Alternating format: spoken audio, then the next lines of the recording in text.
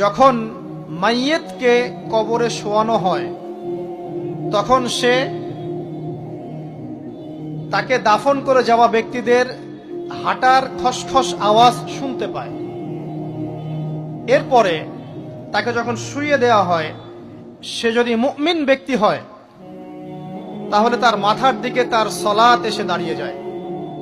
দুনিয়াতে আপনি যে নামাজগুলো পড়েছেন, আমি যে নামাজগুলো পড়ছি, এগুলো মাথার দিকে দাঁড়িয়ে যায়। ডান দিকে চলে আসে তার সওম মানে কি? রোজা। বাম দিকে চলে আসে যাকাত। তারপরে পায়ের দিকে চলে আসবে তার আত্মীয়তার সম্পর্ক রক্ষার ইবাদত, তার এই যে অন্যান্য দান সদকা, তার নফল আমল, তার তাসবিহ তাহলিল, তার কোরআন তেলাওয়াত ইত্যাদি পায়ের দিকে চলে আসবে। এখানে একটা হাদিস এসেছে, সূরাতুল মুলক যে ব্যক্তি রাতের বেলা তেলাওয়াত করবে, কোন সূরা ভাই? তাবারাকাল্লাযী বিয়াদিহিল মুলক ওয়া হুয়া আলা কুল্লি শাইইন কাদির। এই সূরা যে ব্যক্তি রাতের বেলা করে তেলাওয়াত করবে, ইনশাআল্লাহ সূরা মুলক কবরে তার সাথে থাকবে এবং কবর আযাব থেকে সূরা মুলক তাকে বাঁচাবে ইনশাআল্লাহ। আমি বুঝাচ্ছি যে কি অবস্থাটা হবে। এবার দুজন ফেরেশতা মাথার দিক থেকে আসবেন, আসতে চাইবেন, সালাত বলবে এখান দিয়ে আসা যাবে না, এদিক দিয়ে আসা যাবে না। ডান দিক দিয়ে আসতে চাইবেন, এদিক দিয়ে আসা যাবে না। বাম দিক দিয়ে আসতে চাইবেন, যাকাত বলবে এদিক দিয়ে আসা যাবে না। পায়ের দিক দিয়ে আসতে চাইবেন, আমলগুলো বলবে এদিক দিয়ে আসা যাবে না।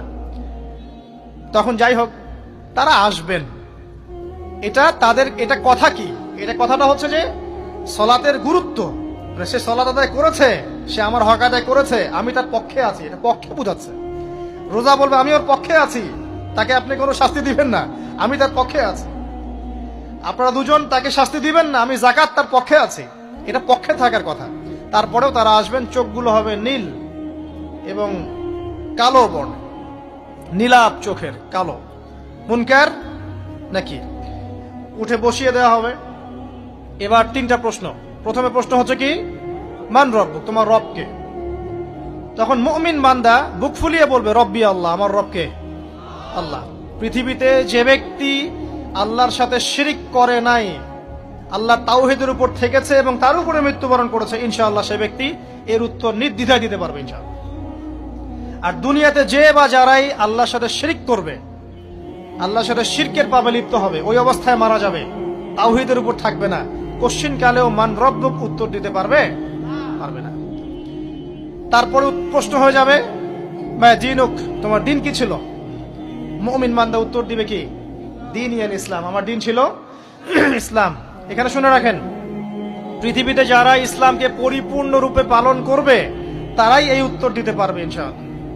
যারা ইসলামকে ঠাট্টা বিদ্রুপের হাসি তামাশার পাত্র বানিয়েছে, মন চাইলে কিছু করি, মন চাইলে কিছু করি না, সহজগুলো একটু আমল করি, বাকি কিছুর আমল ধারি না, হ্যাঁ, নামাজ পড়ি, সুদ ছাড়তে পারি না, ঠিক আছে, বছর বছর ওমরা করি, এদিকে ঘুষ দুর্নীতি ছাড়তে পারি না, ইসলামকে ঠাট্টা তামাশার পাত্র বানিয়েছে, এরা কোশ্চিন কালে উত্তর দিতে পারবে না মা দীনুক, দিনে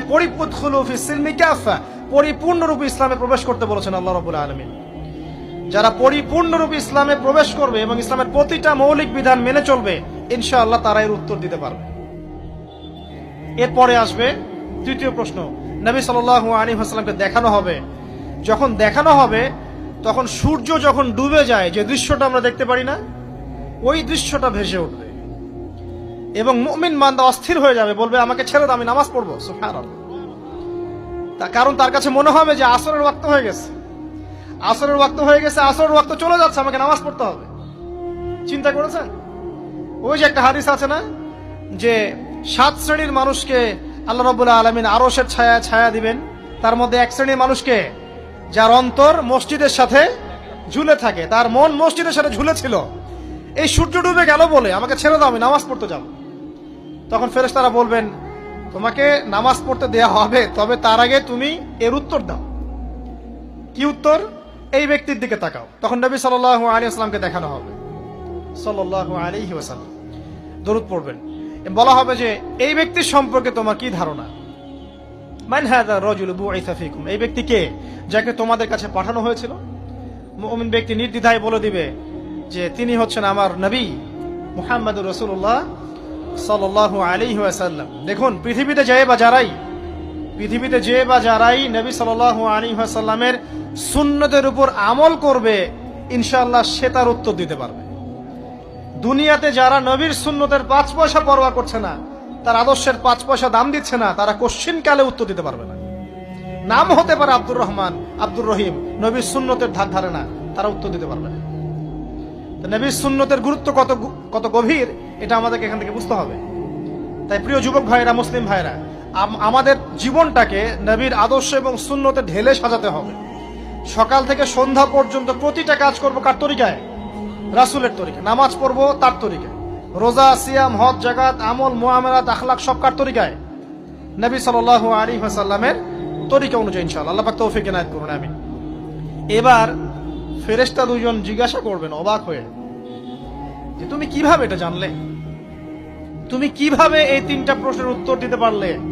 কারণ বেশিরভাগ মানুষ তো উত্তর দিতে পারবে না, বেশিরভাগ মানুষই এই উত্তর দিতে পারবে না। কারণ কিয়ামতের মাঠে 1999 জন মানুষ জাহান্নামে যাবে, নাউজুবিল্লাহ। তো এটা কঠিন পরীক্ষা। আল্লাহ রাসূল সাল্লাল্লাহু আলাইহি ওয়াসাল্লাম বলেছেন যে নিশ্চয়ই তোমাদেরকে এখানে পরীক্ষায় ফেলা হবে, আর তোমরা যদি এই পরীক্ষা জেনে তোমাদের মৃতদেরকে দাফন করা থেকে বিরত না থাকতে, তাহলে আমি তোমাদেরকে শুনিয়ে দিতাম কবরে কেমন পরীক্ষা হয়। মানে যদি আমরা শুনতে পারতাম যে কবরে কেমন পরীক্ষা হয়, আমরা ভয়ে আমাদের মৃতদেরকে দাফন পর্যন্ত করতাম না। এটা নবীজি বলছেন সাল্লাল্লাহু আলাইহি ওয়াসাল্লাম। তাকে জিজ্ঞাসা করা হবে যে তুমি কিভাবে জানলে এটা? বেশিরভাগ মানুষ তো পারে না উত্তর দিতে। তখন সেই ব্যক্তি বলে বসবে, সেই ব্যক্তি বলবে যে করাতু কিতাব আল্লাহ, আমি আল্লাহর কিতাব এই কোরআন পড়েছি। মুমিন বলবে আমি আল্লাহর কোরআন পড়েছি, ফাআমানতু বিহি, আমি এর উপর ঈমান এনেছিলাম, ওয়া সাদ্দাকতু, এবং সত্যায়ন করেছিলাম। সুবহানাল্লাহ। অতএব দুনিয়াতে যারা দিনের জ্ঞান অর্জন করছে না, কোরআন পড়ছে না, হাদিস পড়ছে না, পড়াশোনার চেষ্টা করছে না, জানার চেষ্টা করছে না, কবরে পাওয়া ডিফিকাল্ট আছে।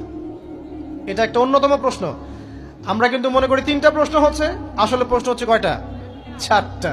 3টার পরে আরো একটা এক্সট্রা। কিভাবে জানলে? তখন উত্তর দিচ্ছে আমি আল্লাহর কিতাব পড়েছি, ঈমান এনেছি, সত্যায়ন করেছি। সুবহানাল্লাহ।